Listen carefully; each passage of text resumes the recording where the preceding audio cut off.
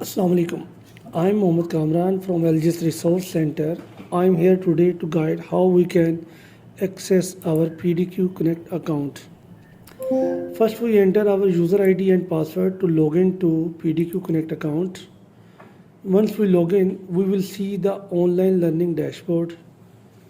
Here we select the PDQ Connect tile, which will lead us to the PDQ Connect dashboard. There we have different tiles, just like create, submit and help option. Now we select the option create. It opens a new page where we have two options. One is create and the other is copy. Carefully choose copy option. Now we are on a page which shows multiple links for all type of courses, just like educational leadership, early years good practice, digital technologies and teaching and learning. As we see, there are too many links for each course, so be careful to select the link which has copy collection option.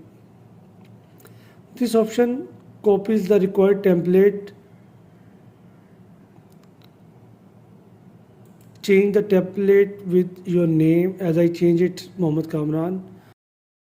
At the bottom of page, click the button continue, edit collection pages. On next page, there is a button to continue share. Click on it. The next page shows to create a secret URL link. Click on it and copy this link. Now open a text file, paste the link, write your name and save it with your name. And now share this file only with your co-trainer or PL. Don't share it with each other. Click on the online dashboard link top of the page. It will revert back you to the main page online learning dashboard. Here, as earlier, you select the PDQ Connect tile you entered in your Eportfolio page.